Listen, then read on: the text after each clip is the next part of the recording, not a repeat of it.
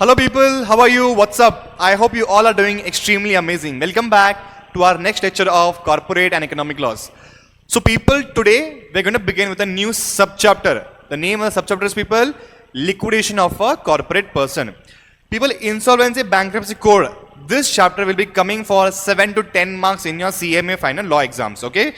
Now to score well in insolvency bankruptcy code, you need to be very much through with the two chapters. Number one is CIRP and number two is liquidation, right? Okay. Now people have told you, whenever a company is going through a financial distress, whenever a company is going through a lot of financial problems, it has got two options to get itself out from that situation. Number one is somehow try to revive the company, somehow try to restructure the company and keep the company going. Okay, this is option number one, and that is what we studied in our last lecture, that is CIRP. Okay, now if CIRP is not possible, if option number one is not possible, option number one is not feasible at all, there is second option, and that is you have to sell off the assets, you have to pay off the liabilities, you have to shut down the company, where every single thing of that company is sold piece by piece, and that is people liquidation of a corporate person. Okay, now people, CIRP is done. Today we're going to begin to understand how is the liquidation process handled, right people? So we're going to understand a lot of practical aspects of how a liquidation is done in today's lecture. I'm hoping people you're going to love this lecture, right? So without wasting any time, let's get started. So people, in this subchapter, let me walk you through all the topics that needs to be covered. Okay. Number one is people, we are going to understand applicability of Insolvency Bankruptcy Code 2016. This IBC code 2016 is applicable to which category of persons, which category of companies, which category of partnerships, individuals, every single thing we are going to understand, is it applicable to them or not. Okay. Number two people, we are going to understand what is the meaning of related party. Not as per Companies Act 2013. It is as per Insolvency Bankruptcy Code 2016. Both the definitions are totally different. Okay. Third is people, we're going to understand under what circumstances, under what scenarios NCLT orders the company to liquidate. We're going to understand. Okay. Third is what next after liquidation order.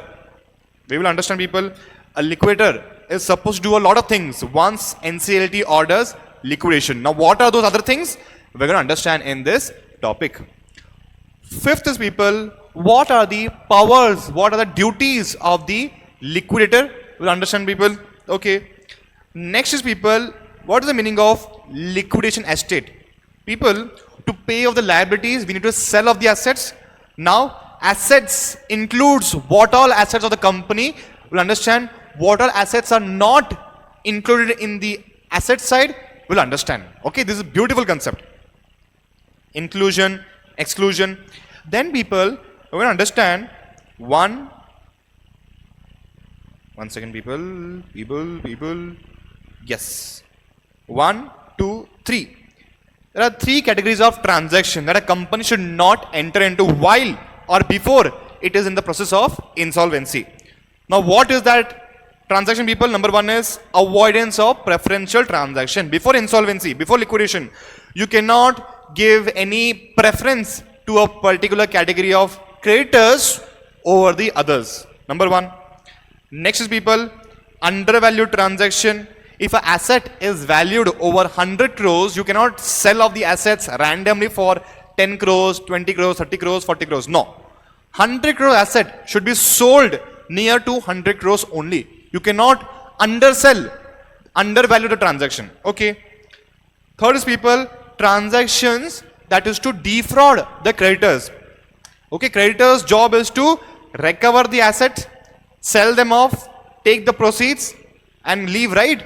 But what if the company hides the asset so that the creditors cannot recover them?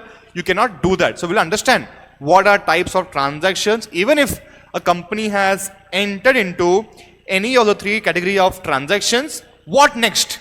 What is the solution the creditors have? will understand. Okay, now that companies' assets are recovered, company assets are sold off, proceeds have been now recovered. Proceeds are now collected.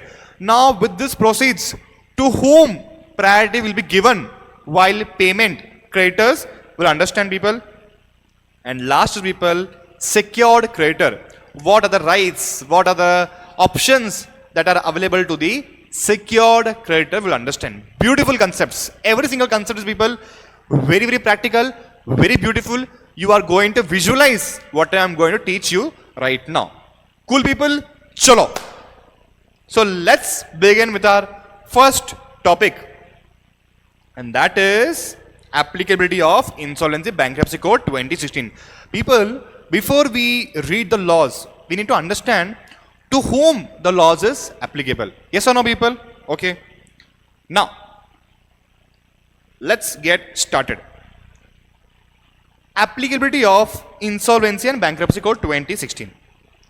The Insolvency Bankruptcy Code 2016 applies across India and governs insolvency, liquidation, voluntary liquidation. Corporators themselves are saying that you please liquidate us. And fourth is bankruptcy of the following entities. Okay. Now, which are the following entities? Let's understand. Entities covered under Insolvency Bankruptcy Code 2016. So people, over here, if you observe my notes, I have not only given you the entities covered, I have also given you explanation. After explanation, I have also given you example, so that you will visualize whatever I am teaching you right now. Cool, people? Chalo. So number one is, people, companies incorporated under the Companies Act 2013 or any other previous company law. So all those companies which are incorporated under Companies Act 2013 or Companies Act 1956, all the companies IBC will be applicable. Very easy. Okay. Any company, private or public, registered under the Companies Act. Example is a manufacturing company defaulting on its bank loan can be taken to NCLT for resolution. So companies 2013 Companies Act, 1956 Companies Act, all the companies will be applicable. Okay. Well, 1 second, I will just go towards right. All right. Okay. So there are how many clauses, people? A, B, C, D, E, F. 6 clauses will understand. Number 2 is, people, companies governed by any special act if not inconsistent with the IBC. So people, over here, company like ONGC, BSNL, Air India was a government company earlier. It was incorporated under some Air India Act. Okay. So these are special type of companies incorporated by the government. Okay. Now people, to those companies also Insolvency Bankruptcy Code will be applicable. But over here is very, very important. If not inconsistent with the IBC. So people, over here, SBI will not come. Can you ask me why? LIC will not come. Why? Because certain categories of companies are excluded from Insolvency Bankruptcy Code applicability. Okay. These are called as financial sector companies. Financial sector companies are totally excluded from Insolvency Bankruptcy Code 2016. So because SBI, because LIC comes under financial sector companies, these companies are excluded. So except financial sector companies, what all companies are properly governed, companies governed by any special act, whatever companies are governed by a special act, all the companies will come under category number B category. So A is proper Companies Act 2013, Companies Act 1956. B is companies governed by special act of Parliament. Okay. Number 3 is, people, limited liability partnership. LLPs are treated as companies for insolvency proceedings. Okay, 3 things over. Now 4th, such other body corporates as a central government may notify. For example, people, real estate projects, NBFCs which are notified by the central government. I have just now told you that financial sector companies are totally excluded. But certain category of NBFCs that is notified by the central government, if central government tells them IBC is applicable to them also. Okay. So basically people, Insolvency Bankruptcy Code 2016 tries to include what all types of companies as possible. Next people, partnership firms and individuals, IBC will be applicable. And last is personal guarantors to corporate debtors, which means what? If Reliance Communication has taken a debt and Anil Ambani has guaranteed to the creditors that if Reliance Communication is not able to pay you debt, I will pay you the debt. So Anil Ambani becomes a personal guarantor. So to them also IBC will be applicable. To Anil Ambani also IBC will be applicable. Okay. So people, let's understand this using now mind map.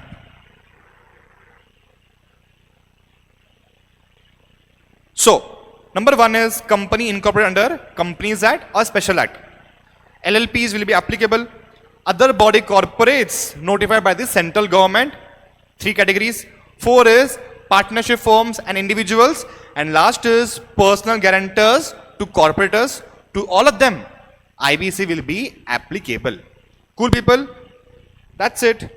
Now, we'll understand to which companies IBC is not applicable. IBC is not applicable to financial sector companies. Can you ask me why, people? Because already RBI is taking care of them.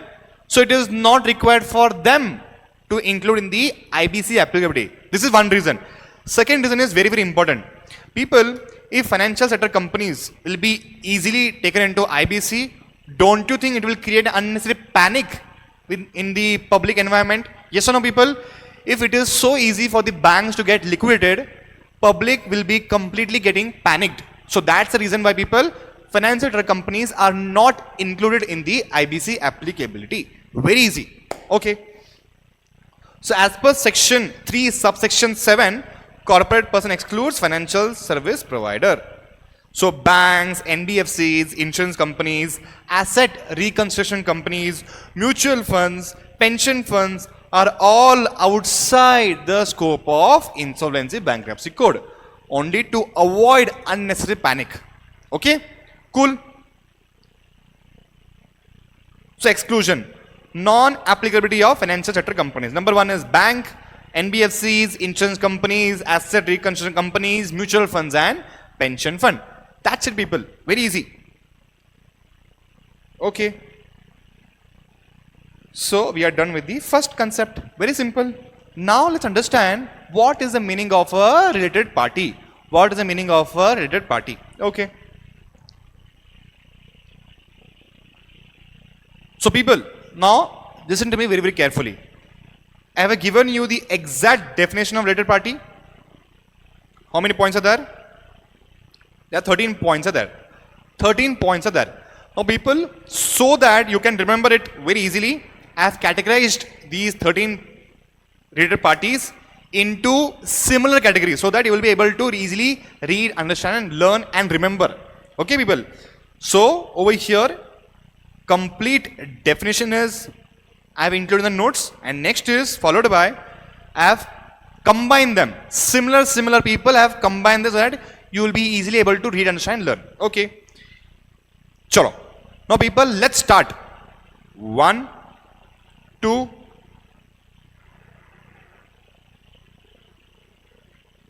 people, this is 3, this is 4. Okay. Come on. Let's get started, people. So individuals who are considered as related party, A, B, C, D, E, F. People, just one thing, we'll just cross check. 1, 2, 3, 4, 5, 6, 7, 8, 9, 10, 11, 12. Yes. Perfect. Chalo people, let's get started. Who are the individuals who are considered as related party? We'll understand first. Next is, who are the firms and companies that will be considered as related party? We'll understand. Third is, shareholding and controlling relationships. We'll understand. Even if you're not holding voting rights, still you will be categorized as a related party. How and when we'll understand in this. Fifth is people, group company relationships. Obviously, you know, holding subsidiary associate. Okay. So let's get started. Number one, a director or a partner of the corporate debtor will be considered as a related party. Very, very simple. Example is board members or partners who manage a company LLP will be considered as a related party. Number one is a director or partner of the corporate debtor. What is the meaning of corporate, people? Corporate is that company which is getting into insolvency or which is getting into liquidation. The main subject is corporate debtor. So corporators, directors or partner will be considered as a related party.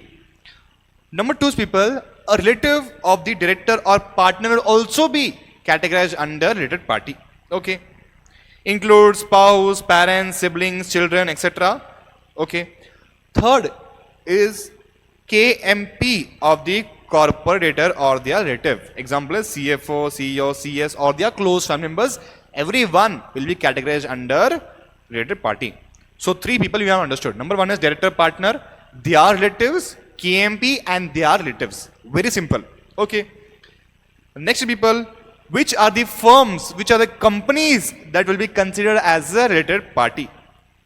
A firm or LLP in which a director, partner or manager of the corporate debtor or the relative is a partner.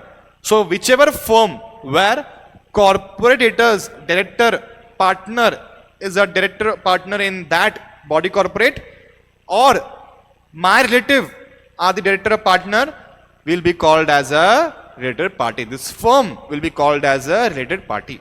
Example is, if a director of ABC Limited is a partner of ABC and Company LLP, that LLP is also called as related party. Very simple. Okay. Now people, this I have spoken about LLP or a firm. Now it is private company and next is it's going to be a public company. Okay. So private company in which a director, partner or manager of the corporate debtor is a director over there plus he holds more than 2% share capital, which means what? A private company is also private company. Private company's director is also director or partner in that private company plus he is holding 2% shares in that company. That company and the corporator, we both will be called as a related party. Very, very easy people. A director of the debtor owns 5% of private company. That company is a related party. Very easy. Okay. Same rule will be applicable to this also. Public company where such director, partner or manager holds more than 2% paid up share capital and is also a director. Very, very easy. Okay. So firms or people, entities who are connected to the management. Number one is firm or LLP. Number two is private company plus 2% criteria. Number three is public company plus 2% criteria. Very easy. Okay. Now next, let's talk about shareholding and control relationships. Any person or a body corporate holding more than 20% of voting rights in the corporate debtor will be categorized under related party. Which means what people, over here there is no relationship between of KMP, director, partner, nothing. Simply I am a shareholder, I am holding more than 20% shares in that company or 20% of voting rights in that company, I will be categorized as a related party. Irrespective of whether I am an individual or a company, I will be called as a related party. Very simple. Okay. Next is people, any entity in which corporate debtor holds more than 20% of voting right. Which means what, over here nobody is owning in the corporator. Corporator is holding more than 20% shares in that company. That company will be called as a related party. So reverse control. Corporate debtor influencing another company will be called as a related party. Okay. Number two. Third, any person or a body corporate, okay, that can control the composition of the corporator's board of directors. Over here, I am not holding shares, I am not holding any voting rights. I am simply controlling the board of directors of the corporate debtor. Still, I will be called as a related party. Even though there is slight amount of influence, a slight amount of control, I will be called as a related party. Very simple people. For example, let's say Reliance Industries, Reliance Communication has the power to appoint majority of directors in Reliance Jio. They don't hold any shares. Still, these both people will be called as a related party. Very easy. Okay. Now, fourth, any person who is associated with the corporator through participation in the policy making process having more than two common directors or exchanging management personnel. Which means what, people? If Reliance policies, while deciding the policies of Reliance Jio, I have a major contribution in making sure to establish the policies of Reliance Jio, I will be called as a related party. Number one. Number two is, people, Reliance Jio's two directors and Reliance Communications two directors are common. They both will be called as a related party. And number three is, people, if I exchange management personnel, CEO, CFO, CS of Reliance Jio is also the CEO, CFO and CFO, CEO and CS of Reliance Communication. Once my tenure is over here, done over here, now I am going towards that company. That means what? This is continuously happening. Exchange is continuously happening of KMP. Still, these both companies will be called as a related party. Very, very simple. So, number one is any person, body corporate, holding more than 20% shares. Number two is corporators holding more than 20% shares. Number three is corporators board composition is controlled by some other person or entity. They will be called as related party. Number four is there is an exchange of KMP. Two common board of directors are there. Or number four is, people, I am influencing the policy decisions. I am influencing the decision making of the company. I will be called as a related party. Very, very easy. Okay. Now next is, people, group companies relationship. Number one is, people, holding company. We all know this. Holding company, subsidiary company, associate company or fellow subsidiary of the corporate. What is the meaning of fellow subsidiary, people? If A controls B and A also controls C, even though there is no relationship between B and C, still they will be called as a related party. Yes or no, people? So, any other related party as specified by the board. Which board, people? Board of directors? No, it is Insolvency Bankruptcy Board of India. That board. Right, people? Like for stock exchange it is SEBI. For insolvency bankruptcy it is IBBI. Right, people? So the reason why this provision has been made is to allow flexibility to include more people as required. Cool, people? That's it. So we are done with the related party. Let's cross check if we have covered everything or not.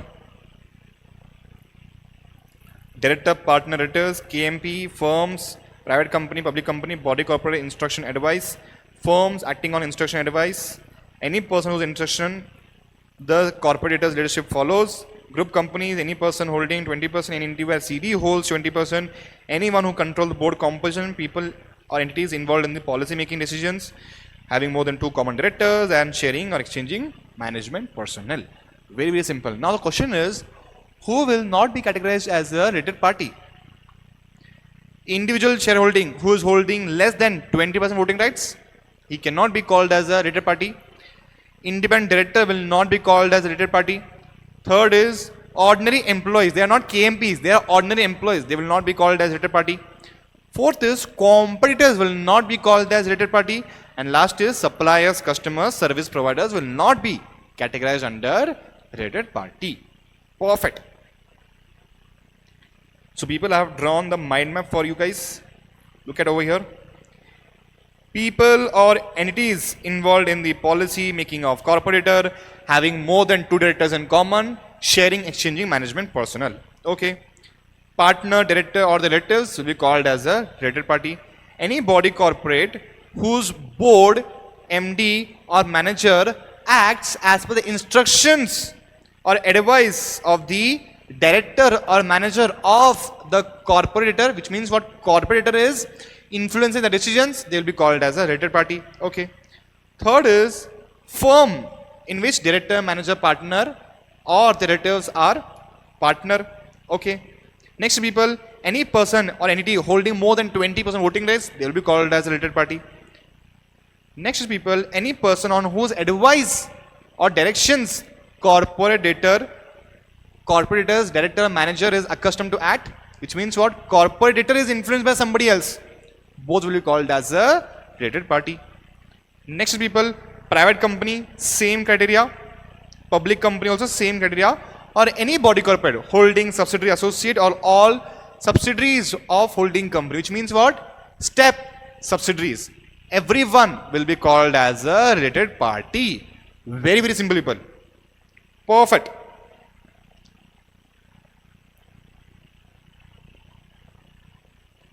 So we are done with the second topic also. People, as you go on learning the concept, it's going to be more and more and more interesting. Okay? This is my promise.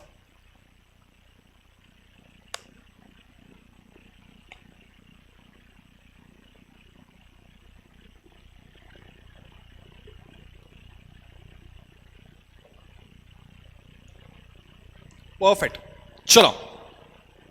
Let's get started with the next topic, people. When is liquidation order is given by the NCLT? Okay. So under what extraordinary circumstances that everyone has given up on the corporator and they have decided that we are not going to revive the company. It is better that company needs to be liquidated as soon as possible. What are those exceptional situations? Let's understand.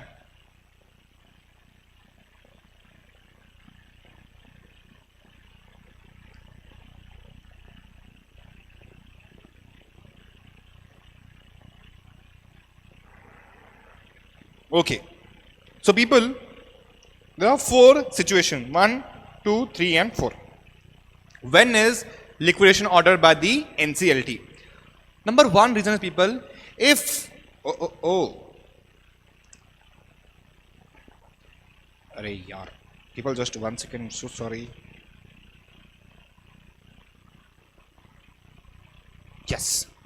If no resolution plan has been received in time. If no plan is received before the expiry of CRP, then company has to go into liquidation. Sir, I did not understand anything. That's completely fine, people. Before you understand this point, let's understand the meaning of resolution plan. People, a resolution plan is a detailed plan as to where a complete process, every single thing is mentioned. The process as to how are we going to revive the company, how are we going to fix the company so that we can repay all the creditors on time. Some plan to make sure the company is getting out of financial distress. A plan to get the company out of the financial distress. That plan is called as resolution plan. Okay. So now, if you have not received the resolution plan in time, obviously people, you cannot wait for 1 year, 2 year, 3 year, 4 year, 5 years to get the resolution plan, right? The main objective behind IBC is to save time, and recover the maximum value of the asset, because if assets keep on waiting, then the value depreciates, right people? The value depreciates, then do you think after 5 years, 6 years, 7 years, creditors will get the exact same value that they would have got when they sold the company on year one itself? No. Okay, people. So goal is to ensure maximum value realization. So if the company does not receive proper resolution plan in time, we have no other option but to liquidate the company. People, there is a company called as Bhushan Power Projects. Okay. So 270 days time was given to them. No resolution plan proper was submitted. Hence Bhushan Power has to liquidate. Not Bhushan Steel people. Bhushan Steel is different. Bhushan Power is different. Bhushan Power had to liquidate because they did not receive resolution plan on time. Okay. Number 2. Resolution plan rejected by the adjudicating authority, that is NCLT. If plan is rejected under section 31 for non-compliance with section 30 subsection 2, you have to liquidate. Which means what people, over here there's a company called as, to give you practical insight, there's a company called as Kamini Steel Private Limited. Kamini Steel Private Limited. People, in that company, a resolution plan was received on time, every single thing was done, but there was nothing mentioned about how will the operational creditors be paid. How will the operational creditors be paid? Nothing has been mentioned about that, people. That means what? There is a non-compliance. You have not given a resolution plan as per the requirements. You have not complied with the requirements of the resolution plan. Hence, you have to now liquidate. So number one is you did not receive a resolution plan on time. Number two is you received, but this time you did a non-compliance while violating the provisions of how a resolution plan should be submitted. Okay. Third is people, COC opts for liquidation before plan approval. COC has given up. COC has lost all the hope in that company. COC means what people? Committee of creditors. Obviously, creditors are the one who initiate every single thing because they are the ones who have been damaged, mostly people.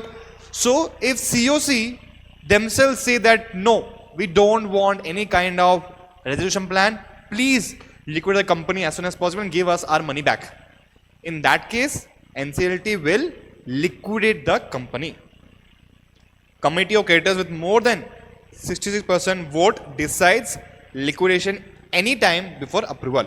If there are 100 creditors, and more than 66% of creditors by value of debt that they owe, that has been owed to them, simply people, voting rights are dependent on the amount of debt repayable to the creditor.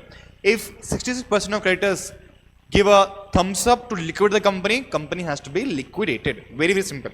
Okay. Fourth is people, plan violated after approval. Okay.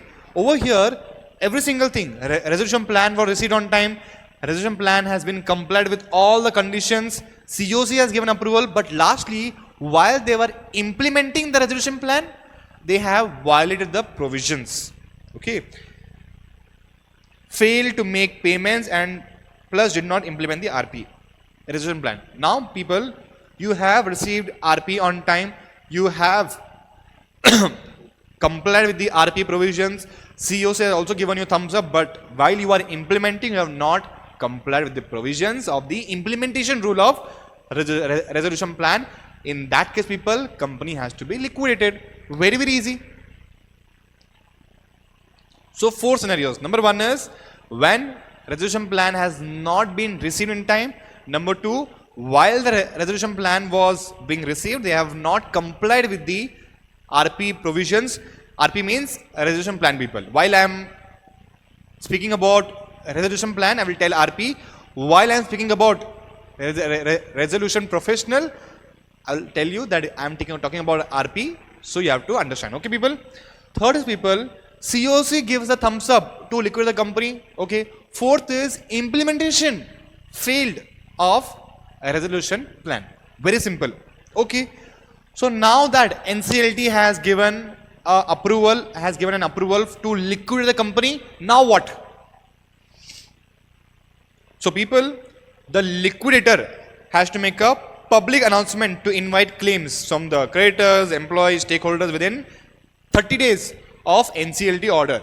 They will now invite to the public that whoever thinks that company is supposed to pay you, please submit your claim so that while we sell all the assets and when we receive proceeds to pay all the liabilities, you will be paid. So number one is you will invite claims from the public. Number two is people, you will intimate ROC and other authorities notified. ROC, IBBI, relevant government department. If it is a SEBI listed company, then SEBI will also come over here. If it is a IRDAI regulated insurance company, they will also come. But I have told you people, IRDAI will never come into the picture. Okay. Next is people, two things have happened till now. Number one is public announcement. Number two is intimation to the regulators. Intimation to regulators. Third is very, very interesting. Once now that the company, everyone has decided that the company should be liquidated, now no new suits, no new proceedings, no new cases can be initiated against the corporator without NCLT's approval. Okay, we have to take NCLT's approval to file a case against the company. Okay, because already it's a lot of mess. Company now, NCLT says now it is not necessary, it is not feasible to entertain more mess. That is going to stop, that is going to cause hindrance to liquidate the company. So whatever problems you have, you come to NCLT and then you file a case against the company. If NCLT gives an approval, you can file a case. Very easy. 3 things. Fourth is liquidator has been appointed. Usually it is the resolution professional. If it is the not the same RP, then liquidator is appointed. Okay. Now liquidator can initiate or defend cases with adjudicating authorities' permission. So a liquidator can defend or initiate the company's cases with the NCLT's approval. Very easy. Okay. So 5 things. Number 1 is public announcement. Number 2 is inviting claims. Public announcement to invite claims. Number 2 is you have to intimate the regulatory authorities. Number 2. Number 3 is you cannot have no new suits or proceedings or cases. Prior approval of NCLT is required. 3. 4 is liquidator is appointed is usually the RP. If NCLT changes the RP, then new liquidator can be appointed. And lastly, now this liquidator can now defend or initiate proceedings against the company. Very, very easy, people. Are you guys there with me? I've also given you a mind map. See, when liquidation is ordered, no RP received on time, plan is rejected, COC opts for liquidation, and fourth is plan has been violated. Okay. Now next, after liquidation order, public announcement, liquidator must make within 5 days of appointment to invite claims from the stakeholders. Number 2, you have to notify the registrar and all the relevant authorities. Third is you cannot have new fresh proceedings without prior approval of adjudicating authority. And lastly, it is liquidator may sue or may defend the corporator provided AA's approval is obtained. Very, very simple, people. Very, very simple.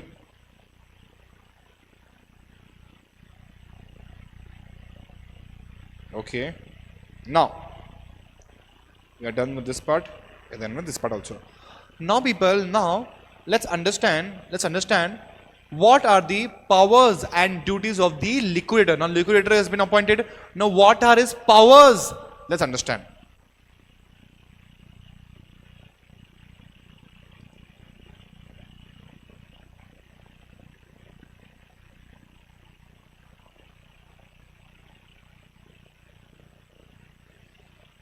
So, people have also included examples over here. So, powers and duties of liquidator. People in exam who can be asked a question that describe the powers of the liquidator. So, 7 marks question can be asked. You have to write all these points. Okay, people? Chalo.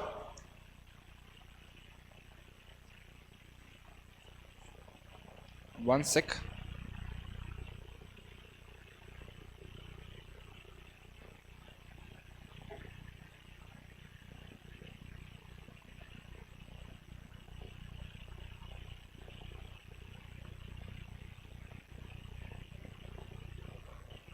Okay. Chalo, people. Let's start. Now, what are the powers and duties of liquidator? Let's understand. The liquidator shall act under the supervision of adjudicating authority, NCLT, and has the following powers. Now, what are the powers of liquidator? Now, people, we all know that once a liquidator has been appointed, he has got a lot of powers. Now, what are those powers? Let's understand. Number 1 is, people, he will verify the creditor's claims. If banks are claiming that we have given a loan to the company, now the liquidator's job is to verify that whether the bank's claims are true or not. Number 1 is verify claims. Okay. Number 2 is, people, you will take custody and control over assets. So you will seal the factory premises, you will take the control over the machinery and plant, whatever the company has got. Okay. So once you have taken custody, once you have taken control, after that what? You will evaluate the assets and property. Now, whatever property you have sealed, whatever properties you have now taken into custody, now you will find out the value of the property using a registered valuer. Registered valuer. So you will, next is you will evaluate assets properly. So verify claims. Number 2 is you will take custody. Number 3 is you will evaluate the value. Okay. Now fourth is people, you will now preserve and protect the assets. It is your duty to make sure the assets are in a right condition. Nobody is damaging the asset. Nobody is stealing the asset. It is your responsibility. Your means liquidator's responsibility. Okay. Next is people, you will now continue the business if it is beneficial. So people, if it's a hotel business, creditors have filed a case against the company to liquidate the company. Now people, our job, our goal behind whatever we are studying is to maximize the value of assets. Yes or no people? Maximize the value of assets. Now people, if the company itself has stopped, does it make sense? If it's a hotel business, does it make sense to not to continue the hotel business? If we continue the hotel business, we will get more revenue. If we get more revenue, creditors will be paid more. If we stop the business itself, then don't you think that is we are going against the objective of Insolvency Bankruptcy Code? Yes or no people? Yes. So if liquidator thinks that it is very, very important for the company to keep running, he will keep the business running. So continue business if beneficial. Now sixth is people, you will sell assets and actionable claims, which means what? To recover the money, to recover the value of the property, to realize the value of the property, you will now sell the assets. Yes or no? You can sell the assets, you can auction the land to repay the creditors, or you can also sell actionable claims. Actionable claims means what people? Right to recover money from a certain person. Okay. Now people, for example, I will tell you, this is an important concept. If you have taken a loan from the bank, bank has an actionable claim against you to recover the money. Yes or no? Now people, bank don't have that much time to go to your home, to knock the door, to ask you, to get rejected. So what they do is they don't have that much time. They want to spend all their time in their core business. So what banks do is, banks will sell these actionable claims to a third party who are very good at recovering the money. Right people?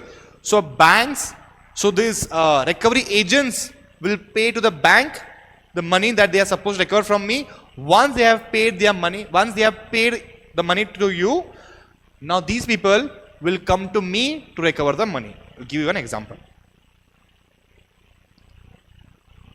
Bank, I have taken a loan of 50 lakh rupees. Okay. Now I have not repaid to the bank. Okay. So now bank don't have that much time to come to my house and recover my money. So what they do is they go to recovery agent and ask them to recover money from me. Yes or no people? So bank is giving the right to recover the money from me, and this type of right is called as actionable claim. This type of right is called as an actionable claim. Very easy. So company can sell these actionable claims. Okay. Next, deal in negotiable instruments. So whatever checks have been received from the debtors of the company, liquidator has the power to encash that check. Okay. Next people, managing the estate of deceased contributory. What is the meaning of this? So people, if a shareholder has not paid his full called up amount, the shareholder has not paid a full called up amount. If you're supposed to pay me 100 rupees and he has face value of share is rupees 100. So he has only paid 50 rupees. Now the company is being wound up, company is being liquidated.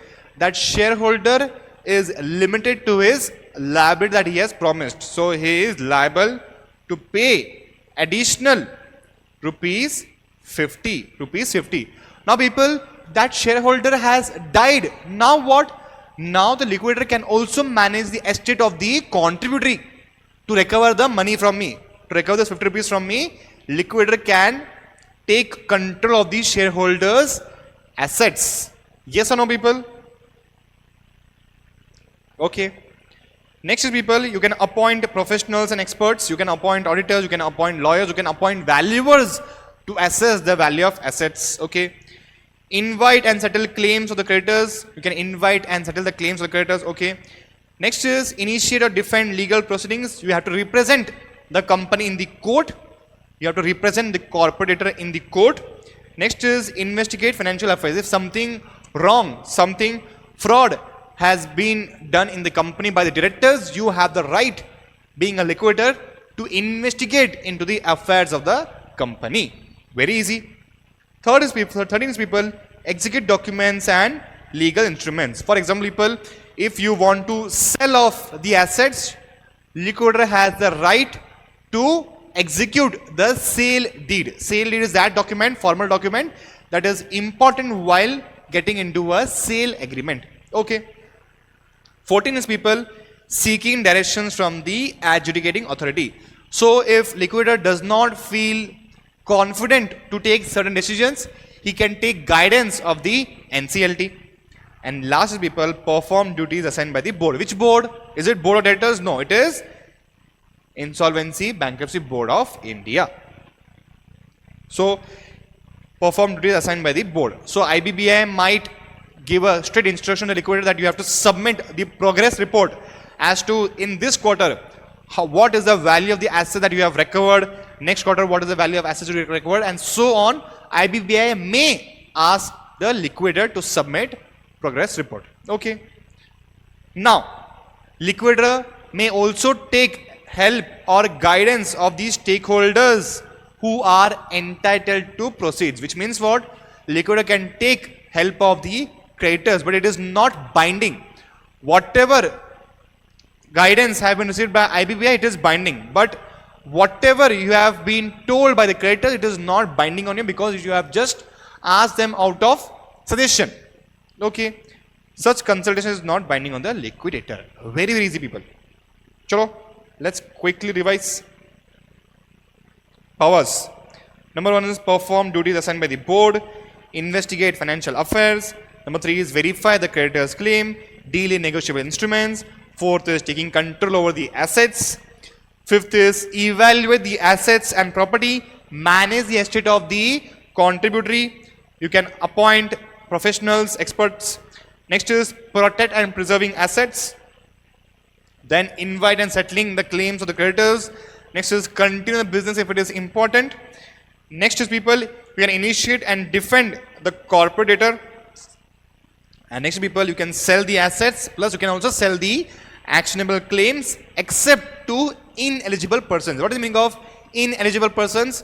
These are the people who have a bad image in the society, like they have been into fraud, they have been morally convicted, they are people, they are criminal. So these people, you cannot sell assets. Okay.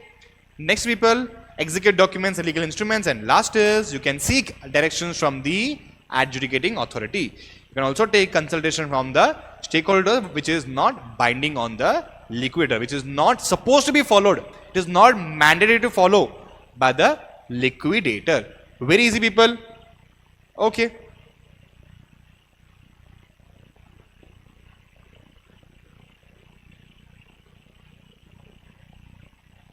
So we are done with 5 points. Now remaining people, half chapter we are done. Remaining small, very super interesting concepts are remaining. Then we are done with this chapter. People, just make sure to just drop in the comment section how are you liking this lecture. If you have got any doubts with respect to any topic, simply without taking a pause, drop all your doubts in the comment section, people. Okay? I promise you that I'm going to make sure to resolve all your doubts as quickly as possible. Yes, people, if you study like this, people, if you study like this, there is no way that you can not get an exemption. Okay? There is no reason for you to not get an exemption. We have done every single thing.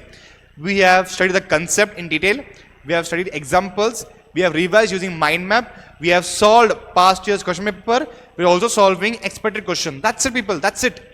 We also know how to write answers in the exams. Yes? Sure, I will just drink some water and then let's get started quickly.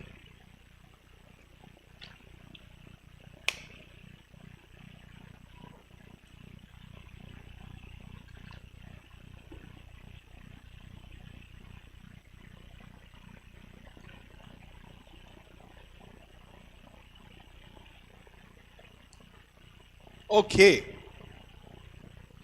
Now, people, the next topic that we are going to understand is very, very interesting. From here onwards, the topics are going to be very, very interesting. You are going to love it.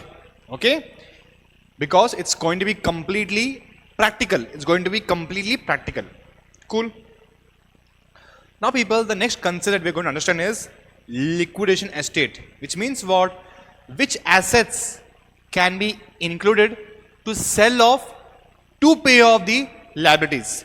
Which assets can be sold off, and when you receive the sale proceeds, you can pay off the liabilities. Now, to receive these sale proceeds, what all assets actually belong to the company, which all assets do not belong to the company, we are going to understand. Very interesting.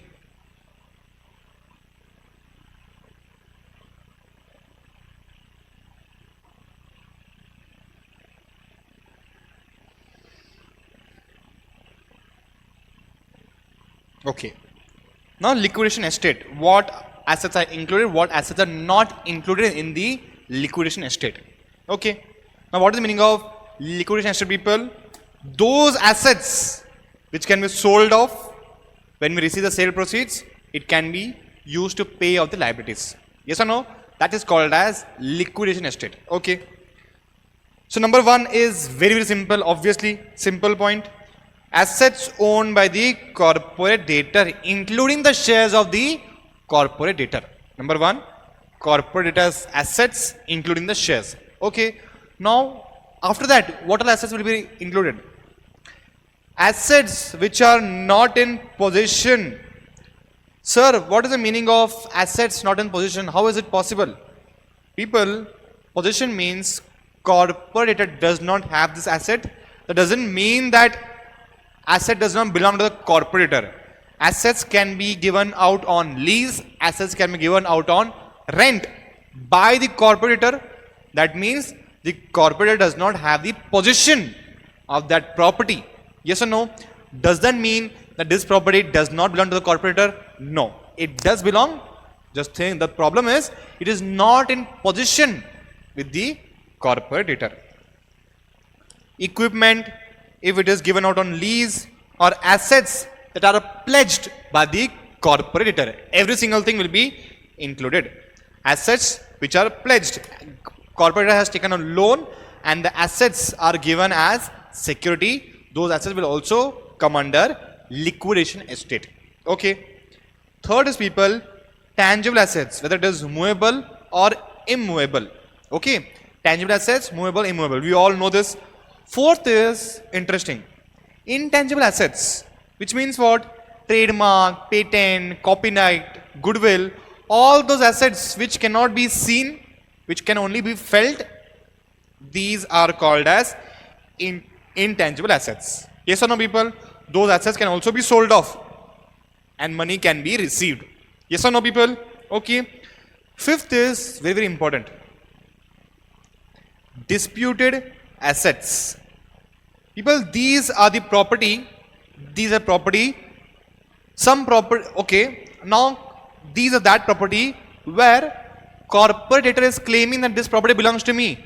But there is one more person who's also saying the property belongs to me. The case is in the court. case is continuing in the court. It is in the proceedings. Then people, those assets will also be included in the liquidation estate. So property claimed by the supplier or the debtor will be considered as disputed assets, which means what?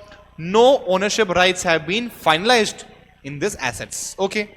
So 5 things we have understood: assets owned, assets not in possession, movable, immovable, intangible, and disputed. Okay. Now next is people very interesting. Assets recovered via avoidance action. People, if corporator has illegally transferred the assets so that creditors cannot recover, creditors cannot get the possession of the assets to sell off. If the corporator's intention is to, I don't want to sell my assets, what I will do is I will just hide it, I will just give it to somebody else, I will just sell it. In that case, people, those assets will again be included in the liquidation estate. Okay, people? So that to avoid creditors getting defrauded. Yes or no, people? So assets recovered via avoidance transaction. We're going to understand avoidance transaction in detail. Okay? So next is people, assets with relinquished security interest. Which means what, people? The meaning of relinquished is give up control. The meaning of relinquish is giving up control. So people, simple example. If I have taken a loan from the bank, of 1 CR, I have also kept a property as mortgage. I have also kept my property as a mortgage to get the loan. Now people, company has gone into liquidation. Now that bank is a secured creditor. Now people, that bank has got 2 options. Number 1 is either to sell off the mortgage property to recover my dues. Number 1. If the bank thinks that they don't have the time, they don't have the expertise, they don't think those things, so by selling the property by themselves, they will be able to realize the maximum value. Bank does not have that confidence. So bank comes to liquidator and tells him that, buddy, take this property and sell it off, and then when all the liquidation proceeds are being distributed, please consider me. Simple. So bank releasing charge over machinery for sale under liquidation. If bank does not want to get involved in the sale of machinery, bank will approach the liquidator to sell off the assets, and then bank will tell him that whatever money you have received, give it to me, that belongs to me as per the law. Very simple. So those assets will also be included in the liquidation estate. Okay. Next, people, other assets vested on insolvency date. So people, whatever insurance claims are pending. Okay, let's say corporator has got a factory. That factory was taken, corporator has taken a fire insurance to protect the factory from losses, but fire has completely burned the factory. Now the corporator is supposed to receive the claim from the insurance, yes or no? So those will also be included in the liquidation estate. Very simple, people. And last is liquidation proceeds. Whatever money has been received by selling of the assets, these are called as liquidation proceeds. Funds obtained from auction of company's property. Very easy, people. Okay. So, what all assets are included? Let's understand using a mind map. Number 1. Assets owned by the corporator, including shares. Number 2 is disputed assets. Number 3 is assets which are not in possession. It is mortgage, it is pledged. Next, people, tangible assets, whether it is movable or immovable. Next is assets recovered via avoidance transaction. Those transactions which a debtor should not supposed to enter into before or during the process of liquidation or insolvency. Other assets vested on insolvency date. And next, people, liquidation proceeds. And last 2 are intangible assets. And last is assets with relinquished security interest. Very simple, people. That's it. Okay. Now let's understand people, this is very, very interesting. What all assets are excluded? What all assets are excluded? Third party assets. So people over here, listen to me very, very carefully. Company is holding the assets that does not belong to them. Company is holding assets on behalf of some other person. Those assets will not be included in the liquidation estate. Simple logic people. If I have given my watch for repair in the watch shop, okay, if the watch shop is getting liquidated, do you think my watch will be sold off? No, because this watch belongs to me. Same logic over here. Now next is people, collateral with financial service providers. This is very, very interesting. So over here people, over here, if Reliance, if it wants to trade in the securities, it has to offer to Zerodha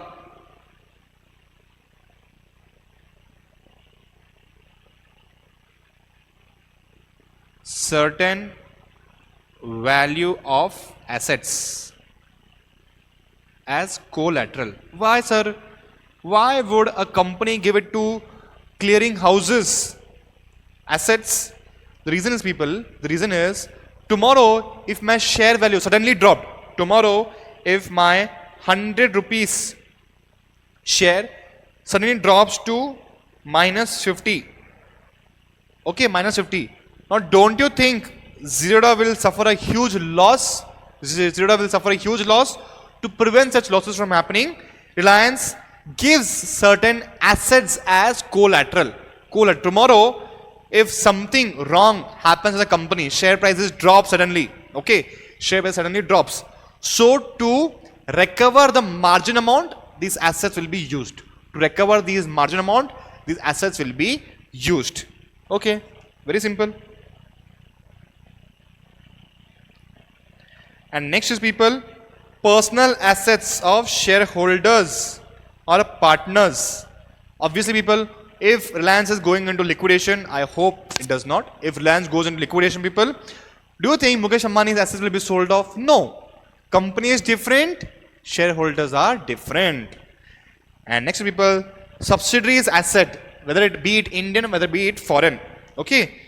So if holding company is getting into insolvency, if holding company is getting into liquidation, the subsidiary company shares will not be sold off. Subsidiary company is different, holding company is different in this case. Yes or no people? And last is board specific exclusion. This is very, very interesting. Let's say people, Adani and Reliance. Adani owes Reliance, Reliance also owes Adani. So NCLT says that both of you people are supposed to pay money to each other, so let's cancel it.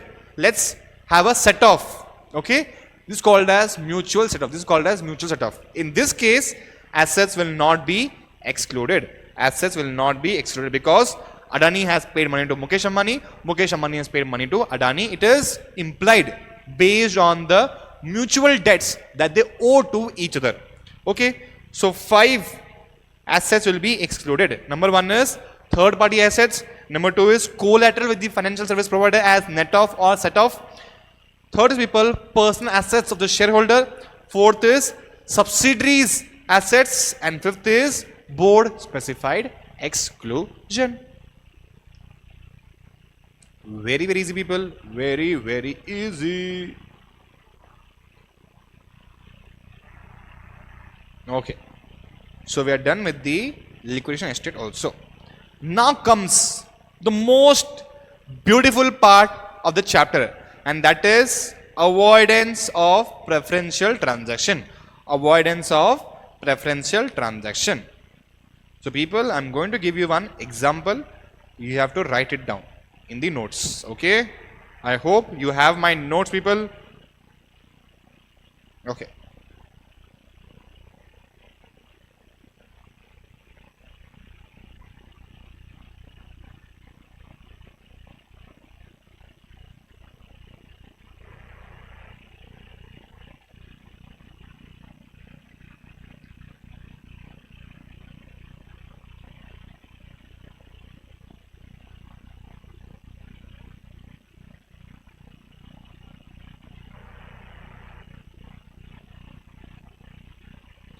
So people, XYZ Limited is the corporate debtor. Okay. It owes money to several creditors. It owes money to several creditors. Okay. One of the creditors is people, let's assume it is ABC Finance. ABC Finance. Now people, listen to me very, very carefully. Just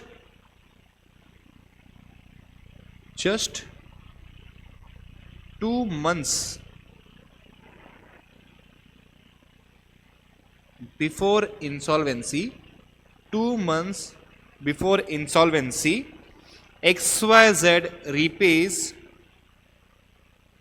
50 lakh to ABC Finance. It repays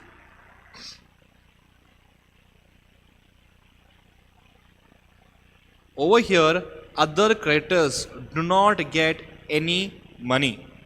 Now people, don't you think ABC XYZ Limited being a corporator, it has to treat all the creditors equally? Yes or no? If XYZ gives preference to only ABC Finance, all these are creditors. Don't you think if a corporator just 2 months before the insolvency has given priority to one creditor over others, don't you think it's wrong to these two creditors, people? Yes or no? And this is called as, people, avoidance of preferential transaction. Okay. So ABC Finance has been given preference over other creditors. Okay. So now let's read this. Transfer of property or transfer of interest by the corporator that benefits a creditor, surety or a guarantor.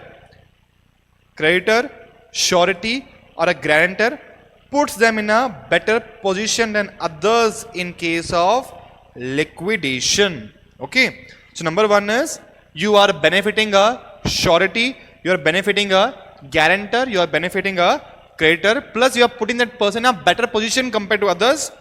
Such transfer is voidable. Voidable means what? Such transaction is right unless these few things happen. Voidable if made during the relevant period before insolvency commencement date. That means what? If you have sold the assets, 2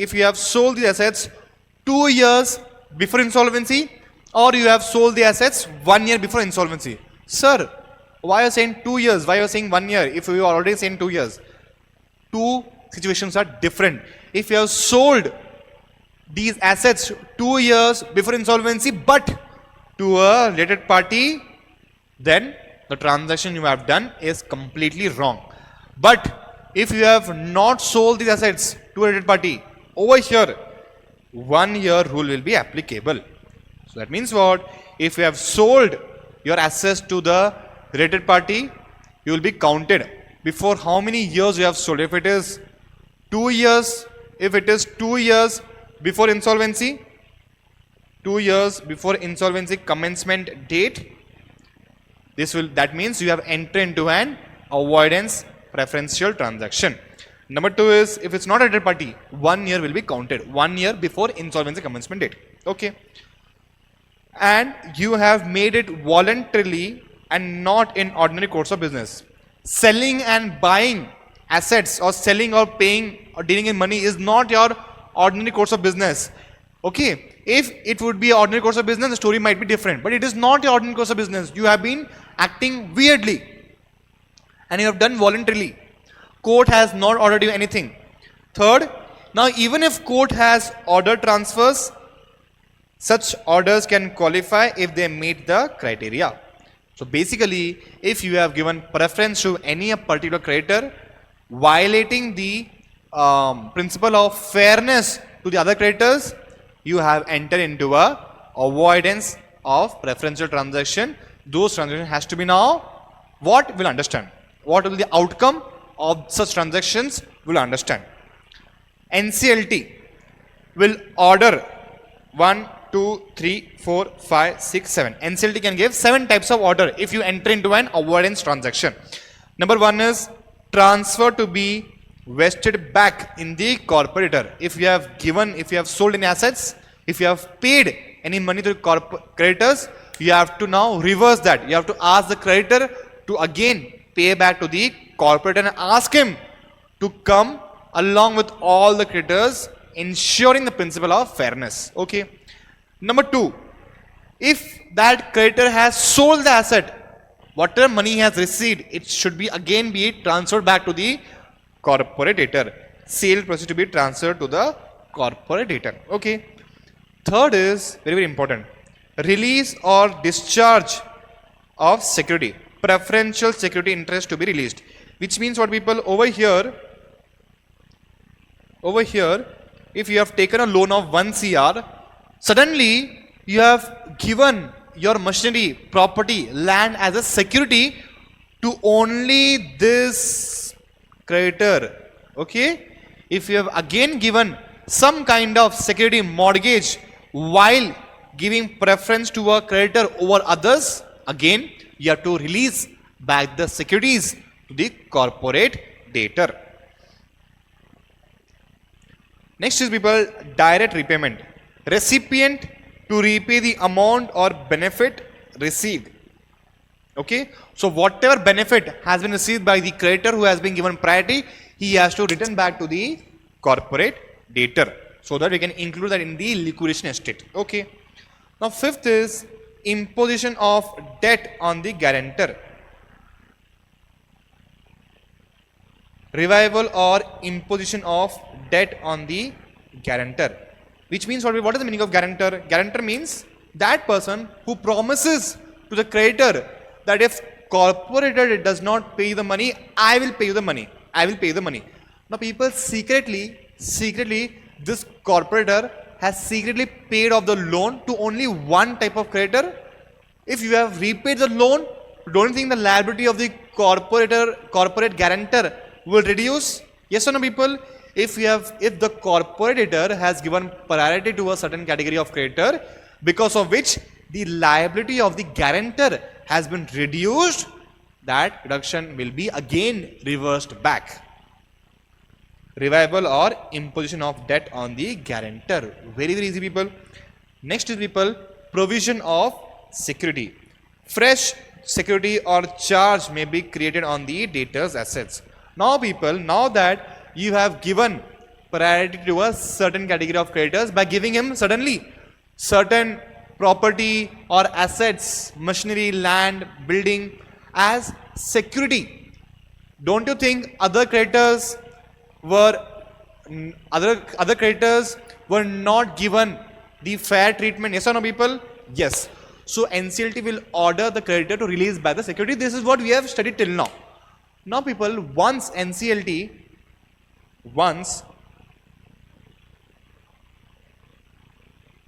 people, we will remove this criteria. Okay, let's keep the diagram little neat. If the corporate debtor has given machinery, land as security, using the unfairly he has given security, he has not given priority to these people. Obviously, we have studied till now, NCLT will ask ABC Finance to release back the security to the corporator. Yes or no? Now the important question is, what will ABC Finance get then? Over there, people, now NCLT will ask the company to give certain assets as security to the ABC Finance. Okay. Over here, earlier, security was created from the side. Security was initiated by the corporator. But in the second scenario, NCLT will order the corporator to again make security or charge whatever assets we are telling you. You have to keep that only on charge. You should not act as per your whims and fancy. You should act whatever we tell you. So, fresh security or charge may be created on the debtor's assets. Very easy. Last, people, proof of debt. Once secured creditor has been paid off, secured creditor's assets has been now released. People, again I will tell you, if corporate debtors assets which was given as security, which was given as charge to the creditor, if it is reversed back, now the creditor has to again prove to the NCLT, again has to prove to the liquidator that corporate is supposed to pay us this much amount of money. Again they have to prove. These directions can be issued by NCLT. Directions for proving debt in liquidation by the affected creditors. So people, 1, 2, 3, 4, 5, 6, 7. 7 points, very, very easy. Let's understand this using mind map.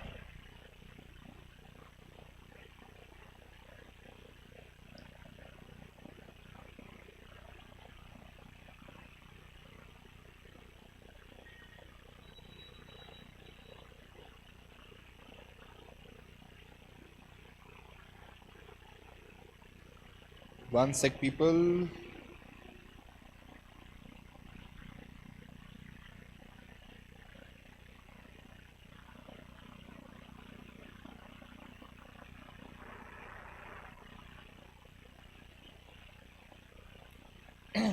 Yes. Now, what is the meaning of avoidance of preferential transaction? Meaning is transfer of property or interest by a corporator that benefit a creditor, surety or guarantor, plus puts them in a better position than others in case of liquidation is called as avoidance of preferential transaction. Preferential transaction. Now, such transaction are voidable if made during relevant period. I have told you 2 years before commencement date if it is given to related party, 1 year before commencement date if it is given to non-related party. Okay. Made voluntarily, not in ordinary course of business. Third is, even if court has ordered, such transfer can be reversed back if it is in benefit of the all their creditors. Okay. Now, what can be the orders by the adjudicating authority? Number 1 is transfer the assets back. Number 2, sale proceeds to be returned back. Number 3, whoever has received benefit, it has to be returned back. Now comes important. Imposition of debt on the guarantor. If corporator pays off any money to the creditor, because of which guarantor's liability reduces, NCLT can order to again increase the liability of the guarantor. Yes or no, people? Very easy. Next, people, provision of security. Fresh security or charge may be created on the debtor's assets. Once the creditor who has been given priority by giving security or mortgage, NCLT, when realizes that this creditor has been given extra priority, they can ask the assets to be released back. Assets that was created by security, they can release back. Now, what will these people receive? NCLT can order fresh assets or security to be created. Very simple. Next, people, direct repayment is done. Proof of debt. Directions for proving debt in liquidation by the affected creditors. Creditors can be asked to again prove their debt. Yes or no, people? That's it, people. So we are done with the avoidance of preferential transactions.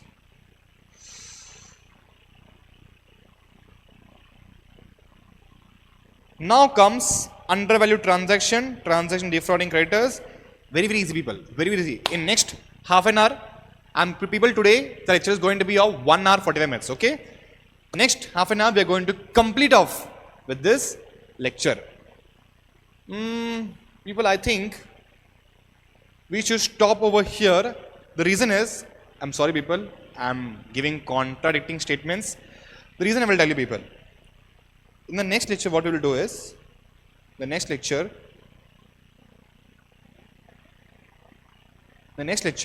will start with undervalued transaction, transaction defrauding creditors, distribution of assets, secured creditors.